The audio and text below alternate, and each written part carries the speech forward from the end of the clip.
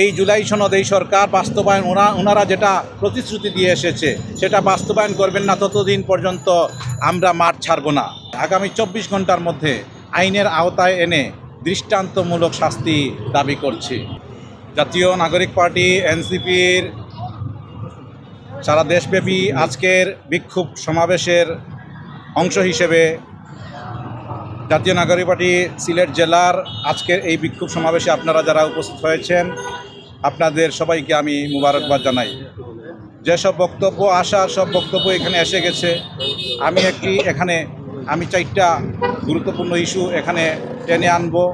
মূলত আমাদের যে জাতীয় নাগরিক পার্টি এনসিপির যে আজকে পদযাত্রায় যে অনাকাঙ্ক্ষিত ঘটনা ঘটেছে, আমরা এই সমাবেশের মাধ্যমে এর তীব্র থেকে তীব্রতর নিন্দা এবং ক্ষোভ জানাচ্ছি এবং যারা দোষী এই দোষী ব্যক্তিদের প্রশাসনের মাধ্যমে আগামী 24 ঘন্টার মধ্যে আইনের আওতায় এনে দৃষ্টান্তমূলক শাস্তি দাবি করছি এবং এটা অবশ্যই এই সরকারকে নিশ্চয়তা করতে হবে, নিশ্চিত করতে হবে।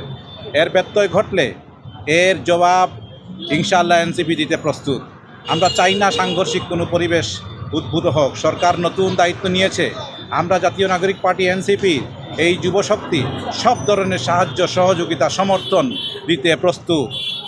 অতএব আমাদেরকে বিভ্রান্তির মধ্যে না ফেলে আপনারা কালকের যে ঘটনা এর সুষ্ঠু তদন্ত সাপেক্ষে এর ব্যবস্থা নেওয়া হোক। দ্বিতীয়ত, আগামী কালকে এবং পরশু যে সিলেটে পদযাত্রা অনুষ্ঠিত হতে যাচ্ছে, এই পদযাত্রা সুষ্ঠুভাবে এবং নির্বিঘ্নে এবং সুষ্ঠুভাবে পরিচালনার জন্য সম্পন্ন করার জন্য প্রশাসনের যত ধরনের নিরাপত্তা সহযোগিতা প্রয়োজন এটা নিশ্চিত করতে হবে। এর ব্যত্যয় যদি ঘটে তাহলে স্থানীয় প্রশাসন এবং এটা সরাসরি স্বরাষ্ট্রমন্ত্রীর উপর দায় পড়তে হবে। আমরা আগেভাগে যেটা চিন্তাও করা যায়নি, এই সিলেট সৌহার্দ্যের রাজনীতির পরিবেশ ছিল। এটাকে কে বা কারা একটি বিশেষ গোষ্ঠী এটা নষ্ট করার ওপর তৎপরতা চালাচ্ছে। আমরা চাই জামাত ইসলাম, বিএনপি এবং এনসিপি এবং আরও শরিক দল যারা আছে এই সিলেটের মাটিতে আমরা ঐক্যবদ্ধ হয়ে আমরা রাজনীতি করব। একটি সুন্দর প্ল্যাটফর্মে আমরা যার যার স্বাধীনতা ভোগ করব। এখানে কারো কোনো সাংঘর্ষিক পরিবেশ হতে পারে না।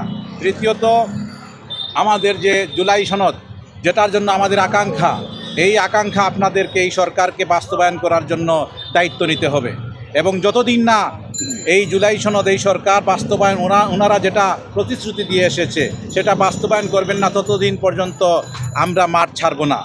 এইটা আমাদের আন্দোলন চলতেই থাকবে। একই সাথে ফ্যাসিস্ট আওয়ামী সরকারের সময় যারা দূষর ছিল, আওয়ামী লীগের প্রেতাত্মা যারা এই গুণ খুনের সাথে সম্পৃক্ত, তাদেরকে অতি দ্রুত আইনের আওতায় নিয়ে আসতে হবে। পরিশেষে আমরা একটি সুন্দর সহাবস্থানের রাজনীতি প্রত্যাশা করি। এই প্রত্যাশা রেখে এবং আগামীর সুন্দর বাংলাদেশ প্রত্যাশা করে আমার আজকের এই সমাবেশ এখানে সমাপ্তি ঘোষণা করছি। আসসালামু আলাইকুম রহমতুল্লাহ। ইনকিলাব জিন্দাবাদ।